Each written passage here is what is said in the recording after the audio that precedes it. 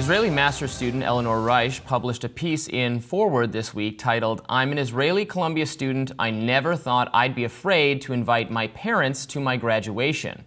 Columbia University seems to have listened to these concerns, and on Monday, the university did in fact cancel its main graduation ceremony, citing security concerns following the chaotic campus protests.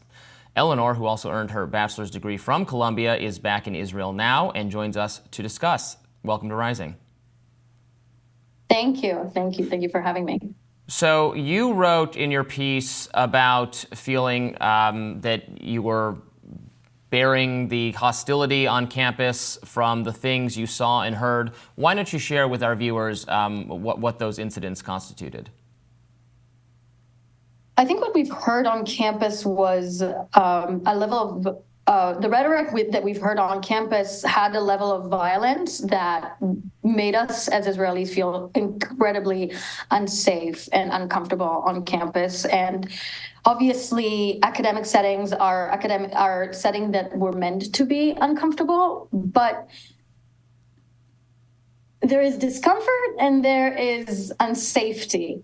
And when you have students screaming, long live the Intifada, or globalize the Intifada, when Israelis know the Intifada to be somewhat violent, when you've had bus bombings and stabbings and car rammings in the Intifada in Israel, and when you hear people, when you see placards with signs that show unconditional support for Hamas, when you see Israelis on campus being called Nazis for speaking Hebrew, when you hear chants calling to remove Zionists, when you hear chants calling, we don't want no two states, we want all of it. All of those are chants that are beyond uncomfortable. They are violent. They are calling for the destruction of Israel. They're calling for killing Israelis. So it wasn't just uncomfortable. It was really, really hurtful. And you just think what comes next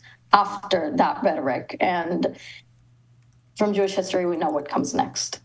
Just for context for the audience, Intifada means uprising or struggle in Arabic. It is used to describe, in the Arabic translation of the Holocaust Museum, things like the Warsaw Uprising as well. You write in your piece that you characterize statements like from river to the sea as implying a desire to kill Jewish people. What do you say to your Palestinian colleagues, former classmates, who many of whom have had relatives killed actually from violence in Gaza, that what they're demanding, what they're requesting is a right to return and also live alongside Jewish people who have the exclusive right to immigrate to Israel?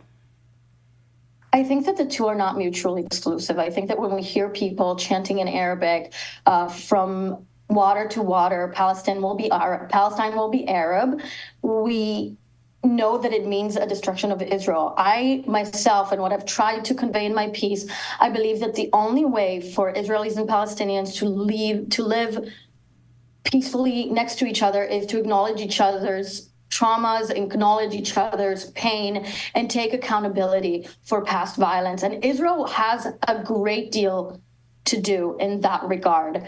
I think that when you say, for example, Intifada is uprising, for sure we know that Intifada can take peaceful forms, but it can also take violent forms, which is why it is a controversial term to use. And when you use it, you are diminishing the trauma of Israelis and Palestinians.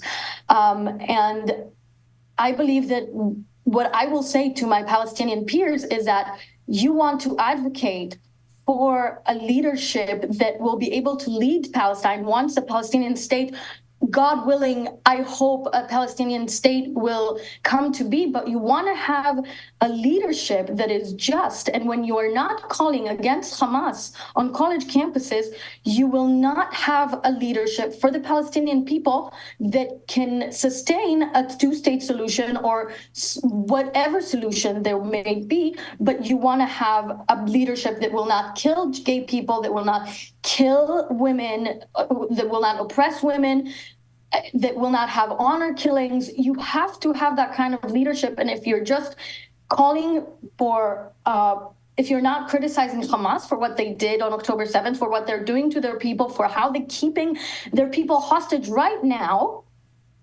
then you're in trouble, because there will not be a good Palestine. With all due respect, my question, though, was about the right of return. Do you think that Palestinians should be allowed to return to their homes in what is now Israel?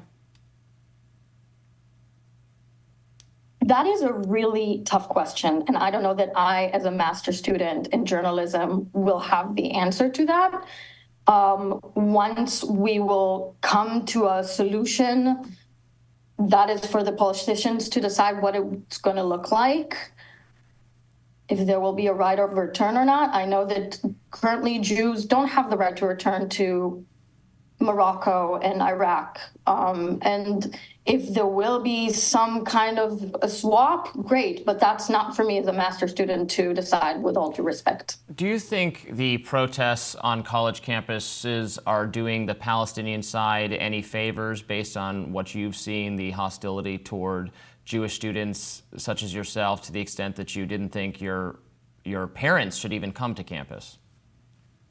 No, I don't think that. And that is what I tried to convey also in my piece. I think that, again, if you're not chanting against Hamas, if you are not creating dialogue with Israeli students, I mean, Israelis are here. Israelis are here to stay. Palestinians are here to stay. If you want to facilitate a dialogue, great. You are doing a favor to both Israelis and Palestinians.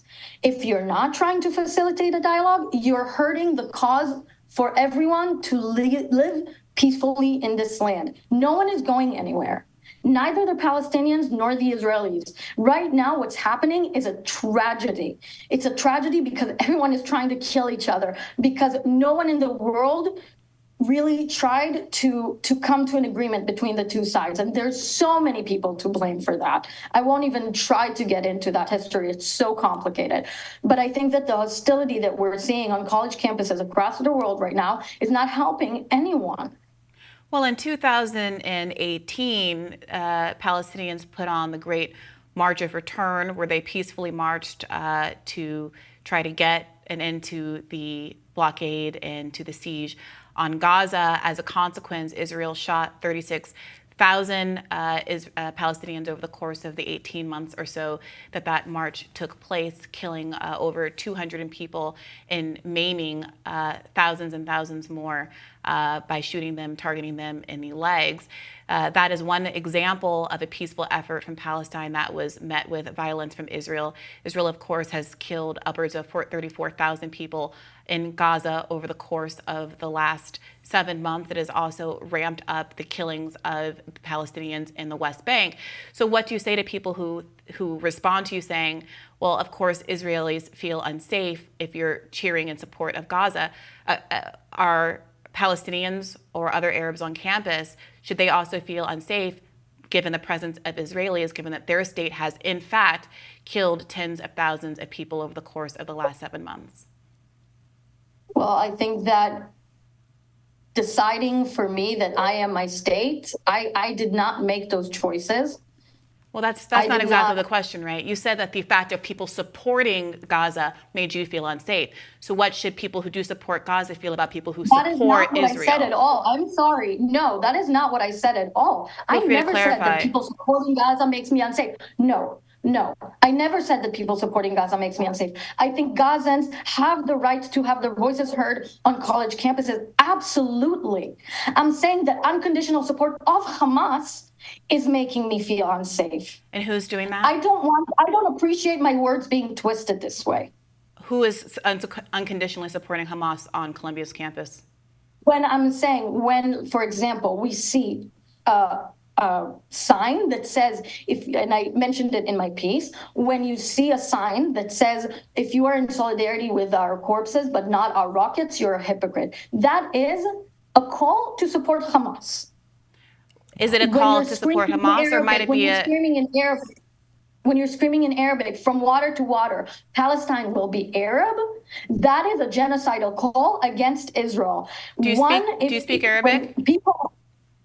Do you speak Yes, Arabic? I speak enough to understand that statement. Because are you aware that So there have been a you have number of stories where people have pushed back against the incorrect translations of Arabic chants that have been said on college campuses? I understand Arabic enough to know that statement. Yes, it's close enough And we to have seen Hebrew, and I people know with that signs talking about the El Qassam Brigade saying they're next victims You saw that one sign, here. Robbie. You We saw that one example. The leadership, including a leader from the University of Michigan, calling on Zionists to be killed and worse. There are, I have seen support for Hamas. I don't think it characterizes all or a majority of the protests that we're seeing. Those sentiments clearly do exist among some of the protesters and some of their leadership. Do you think it's right that the university should have canceled the graduation for all students because you feel that your family would be unsafe? I don't envy the people in the university. They faced a lot of very, very tough decisions over the course of the last few months, especially the last couple of weeks. If they feel like they can't secure the commencement well enough to not have people act violently, if that's what they saw right, then it's their decision. I'm not here to pass judgment on that decision. Thank you so much for joining us today. About. Thanks for being with us. We really appreciate it. Thank you so much.